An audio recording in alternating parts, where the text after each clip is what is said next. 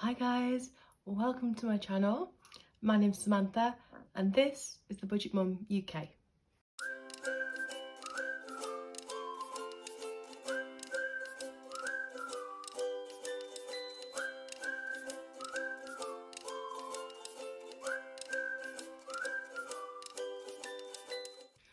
Hi and welcome. First of all, before I even begin, I want to say a massive thank you for your support. My end of year goal was to hit 800 subscribers and you guys have done it, and it feels amazing. And we're really close to 900 now as I'm filming this, which means that going into the new year is just going to give me an incredible boost, and knowing that I've got your support, and so happy that you guys want to come along on my journey too. So if you have not already subscribed though, and you would like to help me on the way to hitting that 1,000 subscribers, which is our new goal now, then I would be so grateful if you consider subscribing and joining us. If you are a returning subscriber, then you will already know just how much I love you. So thank you for that. Thank you for all your support so far. It's such a fabulous community here, and I'm just overwhelmed and blown away every single time you guys do stuff. It's just, yeah, right. Oh, let's get into today's video. So what I wanted to do, obviously it's the start of a new year in a couple of days' time. If you haven't already seen my last couple of videos where I've looked at my January income, you'll know I'm struggling right now. I haven't got enough money really to hit all the goals that I want to hit. I haven't got enough money to pay off the debts that I get. I'm self-employed and my income can be quite sporadic and inconsistent at times, so I've had to do my budget based off my minimal expected income. With that in mind, yeah, I will link the video so you can check that out. I've had to do a massive rejig. So I'm just going to show you, this is my new January expected income of £2,095.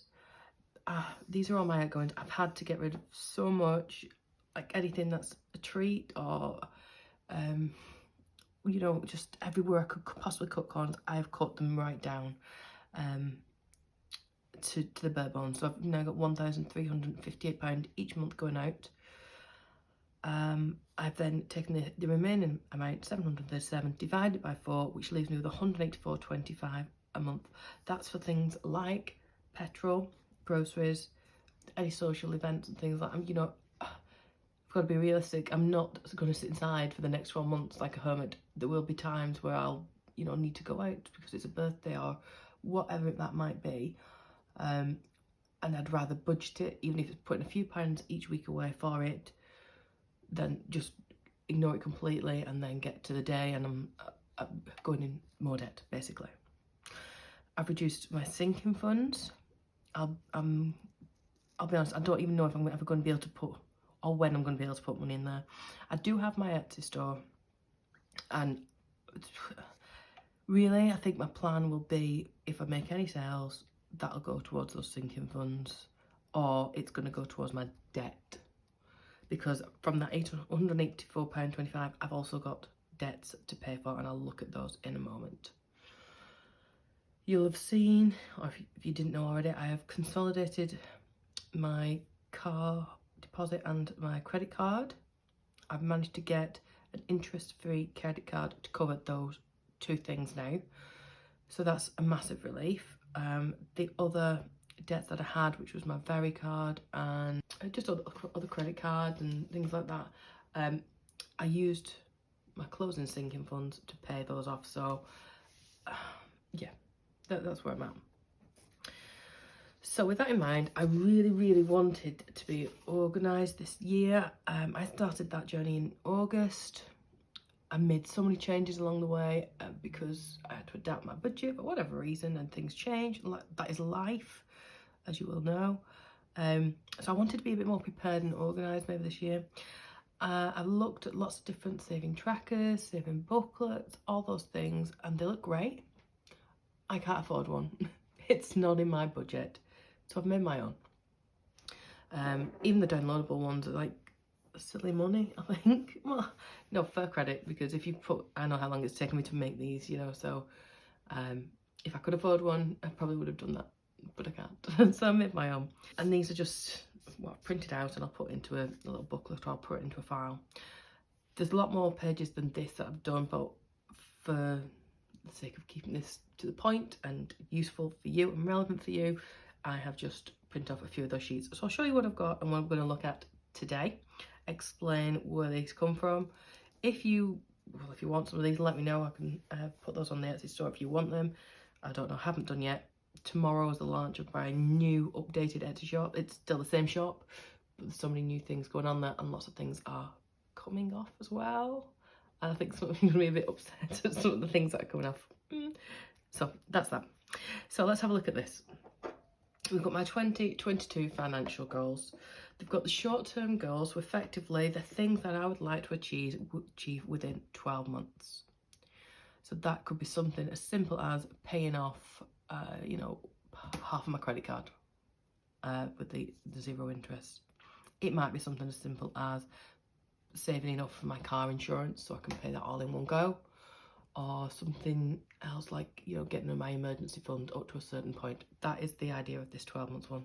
I've only given myself a limited amount of slots because I think if you give yourself too many goals and spread yourself too thin, you're not going to successfully achieve all of them. You might hit each one a little bit, but ultimately I want to hit, you know, do my best with them all in the full capacity. So the medium term goals, like for the next 3 to 5 years, it might be to pay off my car. It might be to have a deposit for a house, something like that. And then I've got my long-term goals, which look at the next 10 to 15 years. And it might even be to, you know, have my own house, whatever it is, you know, pay for Holly's university or whatever she wants to do, or give Holly money for a house, or save for Alex and things like that. So that's the first page, really, my financial goals. So the next one I've done is for my sinking funds. Now I've given myself 8 spaces here because I tend, when I have a look back at my sinking funds that I've got now ready for January, I've got 1, 2, 3, 4, 5, 6, 7 there. But if you watch my journey, then things, they do change. There's room for change. And so they should be, you know, once I've met enough money for my new laptop, I'm not going to continue saving for the laptop, so I might change it to something else. I did actually print 2 of these off for myself, just because if, like I say, if one gets full, it's completed, then I can give myself a new one. That's not a problem. There's space for the description there, what I actually want to achieve. So for example, if it was the laptop and I know I want to get, I don't know, an £800 laptop, put down the goal there of £800, the date that I'm starting that, and the date when I might finish it. And it's nice to have that sort of completion date, I think, because you sort of give yourself a bit of a mental, yay, I've done it, I've achieved something, you know. So that's that one. Well, those 2 rather at the moment, exactly the same. This is my debt balance. Now, what I didn't do last year, was really focus on how much debt I had. I don't think I realised properly until I sat down to look at January just how much debt I had, and money was going here, there and everywhere, and it was crazy stressful and things like that. What I thought it would be useful to do is to have the graph which can show my starting balance, basically, which is my starting point for January. And I'm such a visual person, I think it's just really useful to see it sort of coming down. Fingers crossed it's coming down and not going up. You never know, it might well do. Things do happen. Space on here for me to decide my amount, however I want to design my graph. So if I want to start it here, for example, if I've got a debt of £5,000, I might start it here just in case, and I'm not saying that's going to be the case, just in case something else comes along later on and I need to increase it, if that makes sense. So that's for me to input that shortly. And the last sheet that I'm going to look at today is my yearly overview. So if I look back here, these are what I class as my fluid envelopes. So these are the ones, at the moment, I've only got 3. If you saw my last set of tracking sheets and things. I had quite a lot, in fact. I might have one here. Yeah, so this was like week 4. Initially I had clothing, time with me, groceries, time with friends, petrol, gifts. They were I'm regularly dipping into, you know, I was still very restricted. I didn't have a beauty envelope, didn't have a hairdressing envelope, I didn't have a, you know, whatever you enjoy doing, you know. I was quite restrictive as it is, but I've got to be seriously restrictive now. So I've got 3. And what it will also include are my monthly bills. So I've got quite a lot of those. And again, they might come and go and change. When Alex turns 2, I'm hoping that nursery fee is going to come right down. That'll be nice. You know, children clubs could change again as well. But what I'm going to do is I'm going to include these here in my regular expenses, as well as my fluid envelopes, and this runs throughout the whole year. It's a double page, it's kind of spread, and I'll be able to track it then. And again, you know, if you've watched me for a while, I always say it's really important to check back how much you've already spent previously, so you can plan for going ahead. And then it also means that you keep an eye on whether you're spending too much in a certain area or whether you can afford to spend more somewhere else, if that makes sense. Here is my income amount. So here, for example, I would put what I'm expecting to get in January. And from there, it means that I can track all of January and total it up as well. So hopefully everything should balance out at the end. So those are the ones that I'm going to do with you guys today. I'm just going to do a quick write up on off camera, so you're not wasting all your time, so you can see. I'll go back in and we'll set up ready for January. Okay, so I filled in my financial goals for 2022. I want to save a £1,000 emergency fund. I've set that today. I want to save £500 for my car insurance, just because it always really annoys me, you know, when you've got to pay, you're paying per month and you get hit with stupid interest amount. So if I can pay that off in one go, I budgeted £500 for that. This year it was £450. I'd rather have a little bit of extra contingency, you just don't know, do you? So, my medium-term goals then, I've put to pay off all my debt. So my debt amount at the moment is £4,500. Yes, I put between 3 and 5 years. I'd like to think it would be before then. I don't want to put too much pressure on myself and stress myself out. So if it comes beforehand, then great. But also alongside that, I would like to save for a house deposit. So the area where I live, your average small house, you're looking between 120, 150,000. So I put down as 10% would be £15,000 there.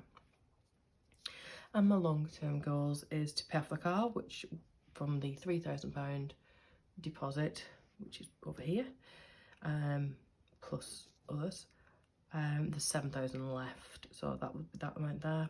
And I've also put to buy a home, and I've put £20,000, but I've put that down as in 15,000 of that would be for the deposit. So I'd actually, one would sort of push itself into the other, if you like. But I would need like legal fees and searches and all the other things that come with the stamp duty, etc. So just put 20,000 there for that.